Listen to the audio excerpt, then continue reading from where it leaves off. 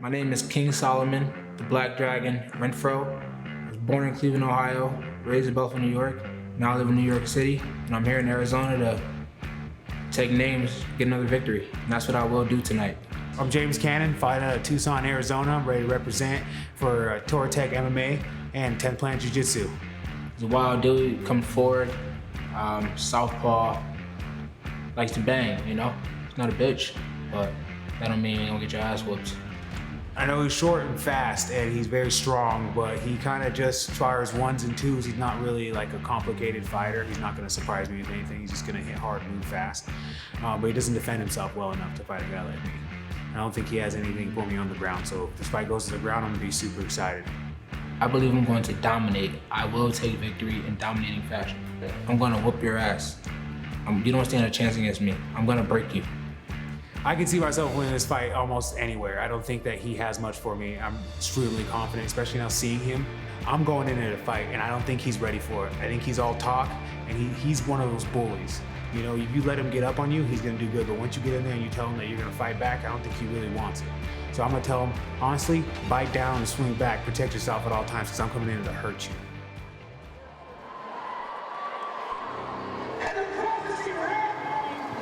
So next up, our co-main event of the evening, welterweight warriors make their way towards the Freedom Fight Night cage. And first up in the blue corner, King Solomon, the Black Dragon Renfro. A record of 8-3, Frank. 25 years of age is this young man.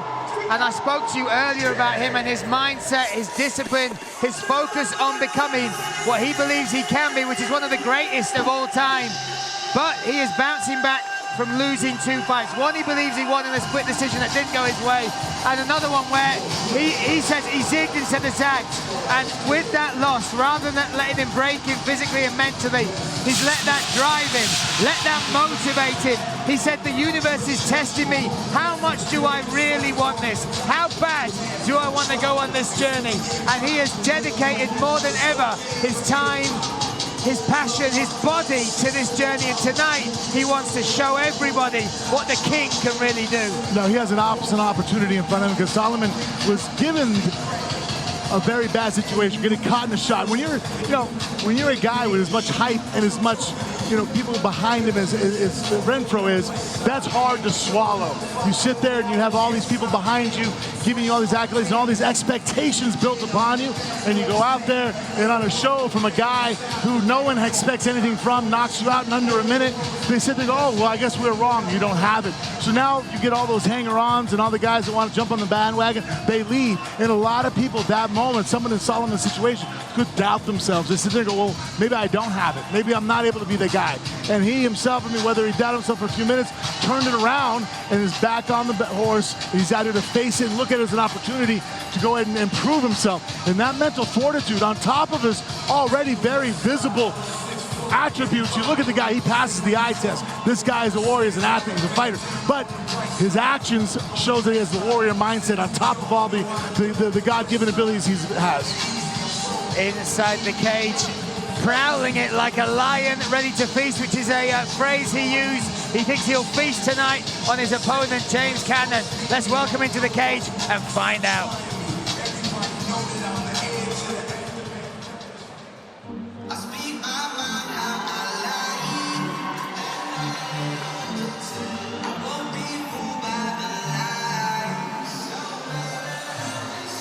And here he comes, James the Loose Cannon, making his way to the Freedom Fight Night cage. There couldn't be more different energies coming into this. You've almost got the Mike Tyson-like demeanor of King Solomon. Then you got this guy, loose, enjoys to fight, just embraces the opportunity of testing himself as a martial artist. But my goodness, what a fighter this guy is. Fought all the way up at heavyweight, all the way up at 240-some pounds. Now fights down here at welterweight. He is a finisher though, Frank. 8 wins, 8 finishes, all within the first round. And he thinks, look, I've tested myself at heavyweight. I can take heavyweight punches. This guy's not going to be able to do that to me. He said the test will be, can he take what I can give? That's an incredible confidence to have. I mean, it's the truth. James has fought at heavyweight. He's been hit by heavyweights. So to sit there and go, hey, I'm dropping down 4 weight classes to get hit by Solomon, I don't feel what is he going to do to hurt me? So he sits there. One thing he really made evident in the weigh-ins, right there, even with the check, his length. He has an incredible reach advantage going into this fight, and he wants to make sure that he showed it, which tells me that his corner has game plan to take advantage of that and keep Renfro on the outside and take advantage of his power and length. And we have a look there. There you'll see that height and advantage. However, the stats seem to say that Solomon has the reach. I'd have to argue on that tape measure there, but my goodness, what a fight we are set for. This is our co-main event. Do not blink. Let's get it underway. I'm the one they want to ban most. Pop a red pill up in the damn dose as I keep my motherfucking boot up on the damn throats. The algorithm wanna lead me by the hand. They can't, no chance. Lead 'em with the spin. Ladies and gentlemen, this is our co-main event of the evening. Sponsored by the Well Chiropractic Clinic. Live well, be well, age well. This bout is 3 rounds in our welterweight division. Introducing first, fighting out of the blue corner. He is a Jeet Kune Do fighter, holding a professional record of 8 wins, 3 losses. He weighed in at 169.3 pounds. Fighting out of WNY MMA, Tiger Schulmans, by way of Cleveland, Ohio, and representing Team Ortiz, King Solomon the Black Dragon Renfro.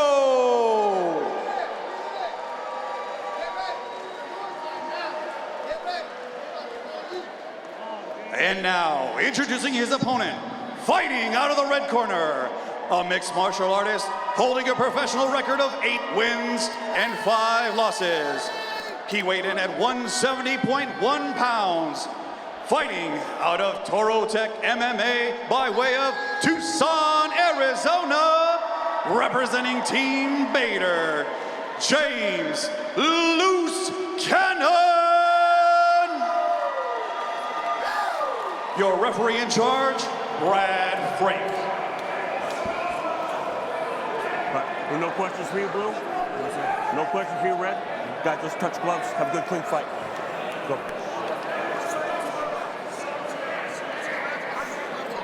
Set and ready for our co-main event of the evening. This is it, King Solomon, the Black Dragon Renfro, in the gold shorts, blue corner, representing Team Ortiz, taking on James the Loose Cannon, representing Team Bader in the red corner.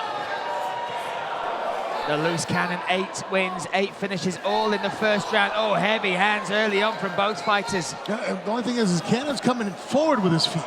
And you think he'd want to go and sit behind that jab, and he's actually coming in, which is going to cause that problem. Yeah, when you're the taller guy and you want to maintain distance, running forward is not the way to do it. And that was a mistake he made right there. I mean, I like he was aggressive, but if you want to maintain that height advantage that he had, he should have came in just close enough, then plant his feet and then start working the jab and the kicks, not coming forward. But he's an aggressive guy, and that's sometimes the problem with, not the problem, an obstacle with fighters is you have guys of certain personalities. Obviously, James is an aggressive guy. He wants to bring the fight. So here you sit there, hey, we're going to game plan to use our height. We're going to use our reach. We're going to stay away from the shorter guy. And he's a fighter. He's a warrior. Bell rings, and he runs in there and ends up getting taken down there by Renfro, who landed a beautiful double, has him down now. He's starting to work him towards the cage. He just needs to get his head up now, which he's working on, to start going ahead and working some ground and pounding. Right now, the fact that Cannon has not opened his guard, he's in a bad spot right now. His neck against the cage, his lower back away from the cage. This is an opportunity now for Renfro to go ahead and pull his head out, keep his knees up like that right there, hips up high, and once that head pops up, he can start raining down some ground and pounding. Interestingly enough, James Cannon said when it gets to the ground, he's going to show his level. He's got a very active guard usually, but King Solomon doing extremely well in negating that. Well, that wrist is available right there, and Tito's calling it out right now. See, yep, see Tito's walking him through it. And hey, Renfro, great mentality to be in the fight. Now he has that arm locked. He's trying to work on it. And now he's just grinding forward. If he can get his head up, he's got the arm locked up, and now he's trying to go to a straight arm bar. But now he's forward. This is a great position for Renfro to be in. Oh, he's looked for the arm bar there, but now gives up his back. Not the worst thing, though. Yeah. He went for the arm bar there for Cannon. To be able to do so allowed him to get up to his feet, skip over the top. And so by rolling through the arm bar and getting up, he's actually opportunity to improve his position right now. And now Renfro has to work now, not worrying about getting his head up to punch him. Now he has to worry about getting him back down to the mat. And that's why whenever you're on the ground, you always want to work the 3 S's. Sweeping, submissions, and scrambling. Most jiu-jitsu guys forget about that third one, is that right there he went for that arm bar, great submission, and then he scrambled up to his feet, which caused him to have this opportunity to possibly create distance again. Much better than where he was with his back against the cage. And of all people, having Tito as your coach, your captain there, not the guy you want to have coaching the guy against you in that position. Well said. Looking for the Kimura now is James Cannon. He's got 2 minutes and 5 seconds. Ooh, he's trying to force that round. Yeah, but you know what? If he gets it around the corner, maybe. But Renfro needs to connect his hands between the legs, high crotch style, and then he can just drive his hips in on that femur. Oh, it's a real battle here now. Yeah. You know, it was really great. Holding that. Oh, he's dropping now. Yeah, but that was not great to drop there. In the cage, blocking it now. Look at that. Solomon able to now take the back very quickly. Both hooks in as well, Frank. Yep, and he's just keep one arm under the armpit, though. Keeping over the top like that, he might get shooken off. So right now he's going for the face lock. Oh, he's got a great palm to palm, hips driving forward. Let's see if he can slide that into a rear naked choke. 1 minute 18 seconds as well left in this first round. Yeah, Renfro needs to be careful not to burn his arms out. And Cannon obviously has got to be careful about it. That arm slips under his chin. Good pegging the arm down. He's trying to rotate towards him. But now, great job on Cannon's part, Renfro's part, to grab that wrist, lock it up so he can stay on the back. He needs to keep at least one arm under the armpit. You can't have both hands over the top. Sometimes guys get aggressive there, put both hands over the shoulders to go for the neck, and then your guy who has the person who has the back taken is able to rotate, because having the hooks in the way we have it right there isn't really the greatest way to secure the body. The body lock, yeah, you can put both hands over the top if you can figure 4. But when you just have your hooks in, it's not hard for the guy whose back is taken to rotate if you don't have a wrist lock. So that's why I always tell people you live and die by that, by wrist control. If you have someone's back, you stay under the armpits, control the wrist, then with the other hand, you can attack the neck, which Renfro's doing a good job of now looking for. And Cannon being very secure, but he can be a little bit more active. Let's see if he realizes it. Now that his neck is safe, maybe rotate, but now time's ran out. Yeah, the clock has done that. And this round goes to Renfro because of great position on his part. Oh, look at that. And even finishing it just with a threat across the neck once more. But you know, I like he went for it. Yeah. Because even though there was a little bit of time left, it's a mental game. Hey, look, I could get that. So that way, the next time you take someone's back, the next time he's there, Cannon might be a little bit more nervous because, oh, well, time ran out. There is when Cannon was moving forward, he ran into that arm bar, or excuse me, the double leg takedown. Here, he went for the arm bar attempt, which allowed him to skip over the top and get up to his feet. But then he got mat returned down, back taken, and a nice palm-to-palm grip on the back there for Renfro to what I felt secured that round for him. And as you were talking about within the round, Tito Ortiz has now gone into the cage to talk him through some of those positions that he made his name with, right, Frank? Yeah, Tito Ortiz is ground and pound up against the cage is as nasty as he's ever going to see. You know what? I teach my children, there's certain people I show videos of, whether it's George St. Pierre or Rashad Evans or John. Hey, this is what we're going to do in this position. When we're inside the guard, I show a lot of film on what Tito did. He was one of the first guys really to show, not just to do ground and pound, to stay there and keep the judges off of you, but how to actually throw elbows within the guard to viciously crush people, to change people's face configuration. One of the best to ever do it, a legend of the spot, and that's a nice straight jab there. What a response.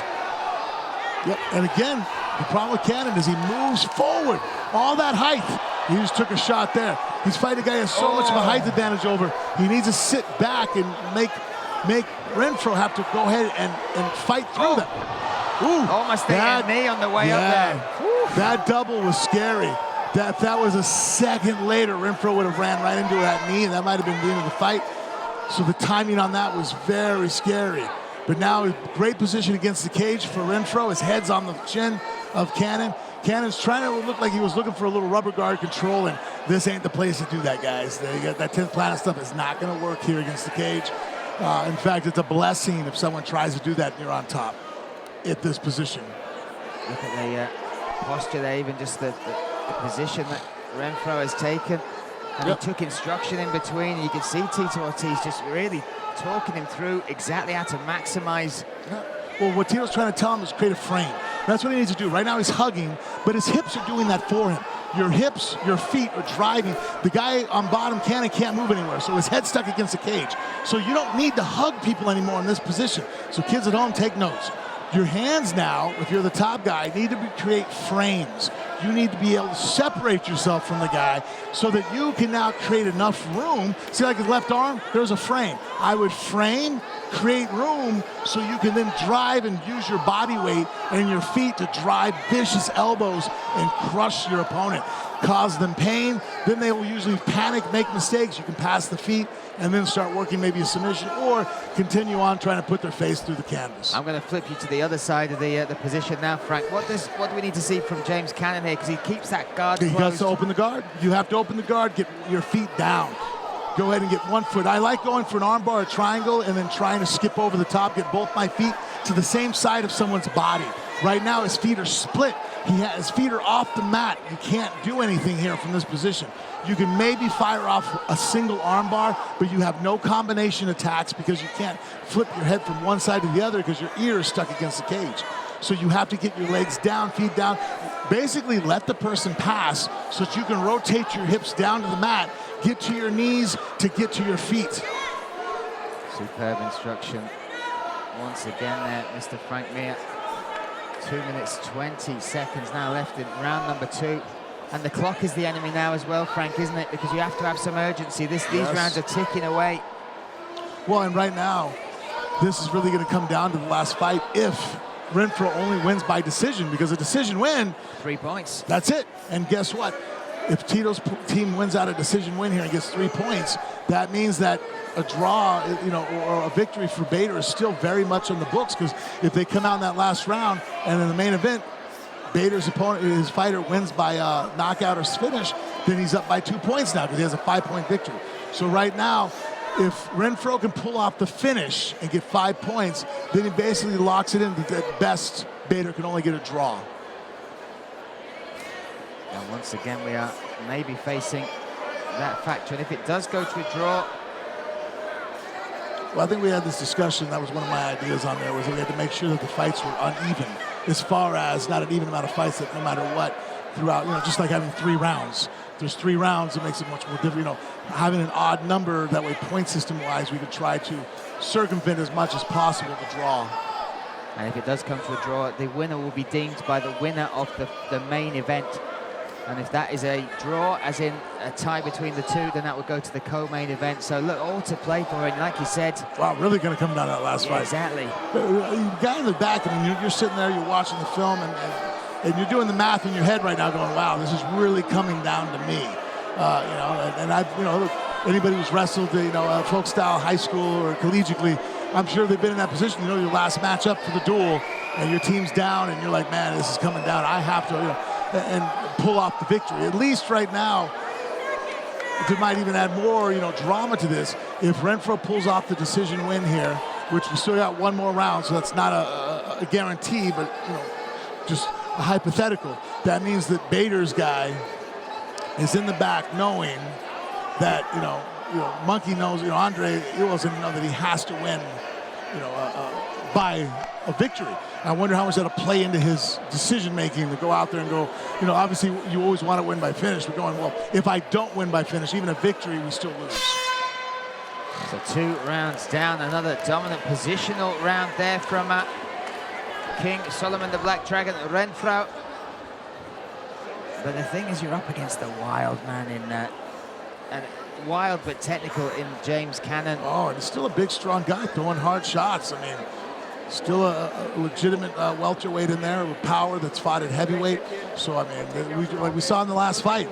Yeah. I mean, in a blink of an eye, when you get guys throwing that are professional fighters, throwing with the kind of energy and impact, hands are taped, and you put a little 4-ounce glove over the top of it. I had an old trainer who used to call them sleeping pills. And for a good reason, because, I mean, I relish getting hit bare knuckle. It's so much easier, you know. You get hit with a guy whose hand is taped, it just is it's soul bending sometimes. It just shocks you. You know, that whole ringing your bell, like it just you know, you feel it down to your toes. And at any moment, that keeps us dangerous in this sport, is that those gloves, the hands wrapped, you make one mistake, you zig instead of zag, and all of a sudden your victory is stolen from you. So 5 minutes potentially left to settle this co-main event between King, Solomon Renfro. Yep. James the loose cannon, but once again Renfro able to use that aggression. Smart fighter. You know, look, Renfro realized, hey, look, last 2 rounds, every time Cannon comes out, he loves to open up that left roundhouse. So Renfro stepped off line like he did in that second round, steps off to his left, depowers that kick, throws a stiff jab to close distance, knock Cannon off balance, so that it's easy to take a person down if they're off balance. It's much easier than they're in stance. And here, he's working the back. Look how quick he got to the back that time, Frank, really attacking that. It's on the chin now, so it's still painful.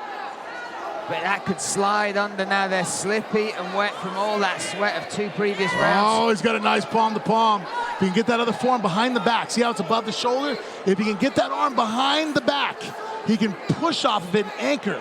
And now he's pulling him to the other side. He needs to make sure, though, that he doesn't get reversed. Again, now both hands are above. That's a scary thing. I would be screaming if I was Tito, hey, wrist control. Control the body, because right now both hands are over the top. If Cannon's able to reverse this stance and end up inside the guard, he can turn it around. And now, good. He just needs to get his ear on the other side, too. Well, now he used it to transition, improve the position. Still on the back, though, is Renfro. Cannon's doing the right thing, kicking that hook out, trying to reverse, but Renfro just one step ahead, is able to keep the back, and now he's got his arm under the armpit. That's what allowed him not to be rotated off. So he's on the back right now. He's working the choke again, trying to get the arm in, and both hands above. So he's going pure offense right now, going for that neck, looking for the finish. Some wild defense there from Cannon in the guard there. Very unorthodox, throwing punches up, but it's causing discomfort there for Renfro. It's bothering him. It's one of those things where it's like not necessarily in the potential of knocking him out, but it's frustrating. It's like, hey, you know, I always make a joke. It's like almost like fighting your woman. Hold on, guys, don't take that the wrong way. You know, you play fight with your girl, she slaps you in certain ways. You're like, all right, that's just stop. You know, I'm gonna grab you by the wrist and throw you down. 2 minutes 45 seconds now left in the third and final round of this co-main event. I like how Cannon did a good job there of trying to go ahead and work to his knees, get back up to his feet, because staying there on his back was not showing any. But there you see the wrestling abilities of Renfro. And the cardio he's come, the preparation. Yeah, that's he's wrestling hard. Yeah. 13 minutes into a match, right? Always looking for the buggy choke. He is. Look at that.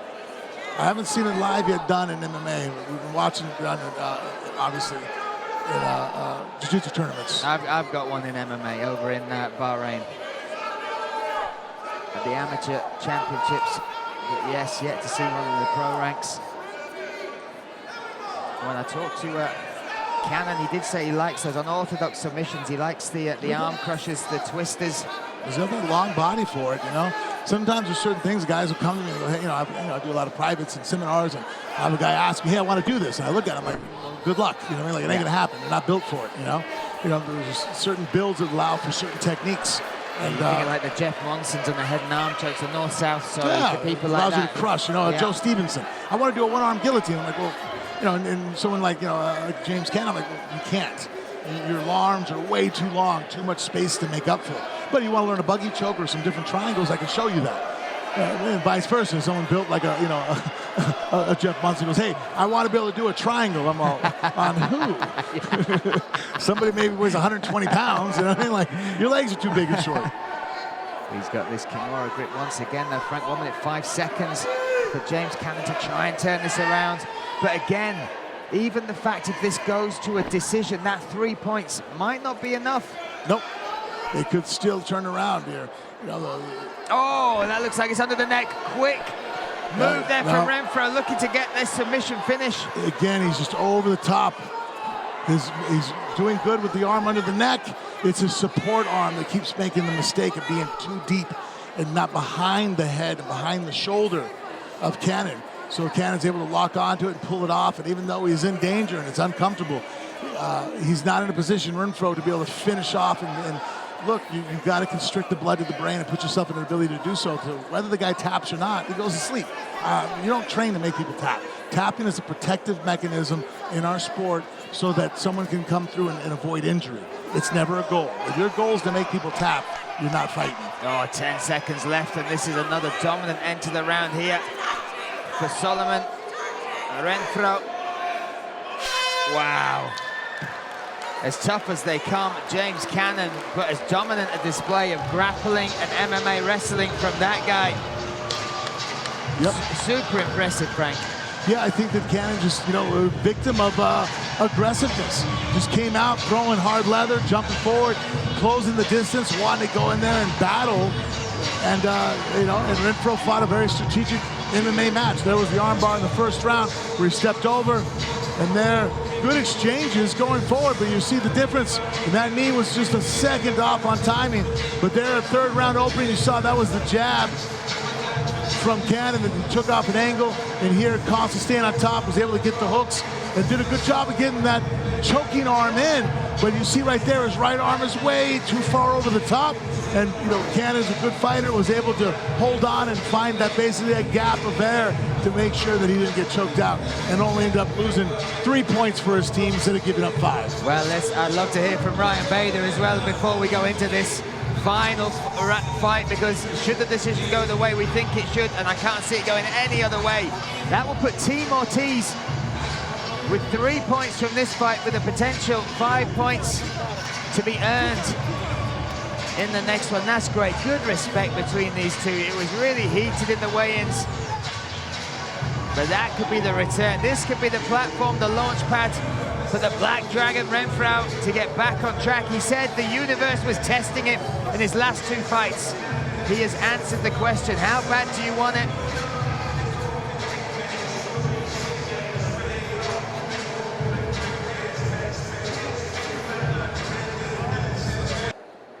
It went to the judges' decision. All 3 judges scored the bout 30-26. For your winner, by unanimous decision, King Solomon, the Black Dragon, Renfro.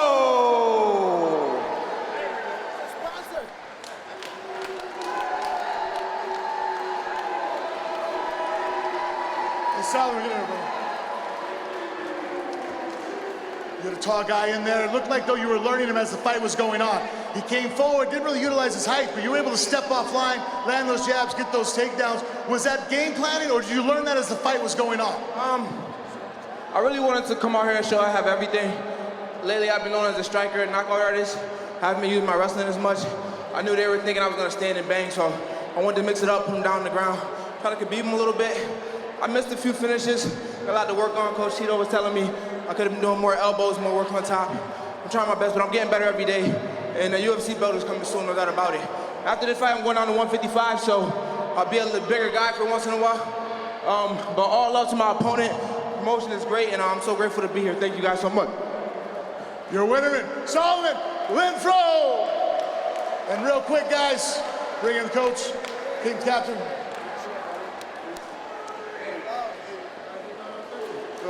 Yeah. Hey, real quick, it's my first time in Arizona, man. It's hot as shit out here. For real, for real. Yo, I weighed in, before weigh-ins, I was 166. So I learned that was a big sign. Shout out to my team, Coach Chris, Tiger Showman's MMA, WY MMA back in Buffalo. I love all you guys. Freedom for Right Now Promotion, thank you guys so much. The king is back, baby. Let's go. Yeah. So hey, real quick, Coach. So we know right now you're going into this. Obviously now you're down by 3, though. Your opponent, your fighter there only gave up the decision loss, not a finish. So right now, this really comes down to, You either get a draw if you can win this next one, but the finish really allows you to go ahead and turn around and take home the belt and win for how much are you going to influence you, or is that NL at this moment? I'm going to let the fighters go out and do them, right? They have their coaches, and they're going to come out, fight how they need to fight, whether that's win by decision, win by knockout. Let them do that. Don't worry about me winning. Want him to go out and win any way as possible, but it would be nice to bring the belt home to AZ right here. Good luck, man.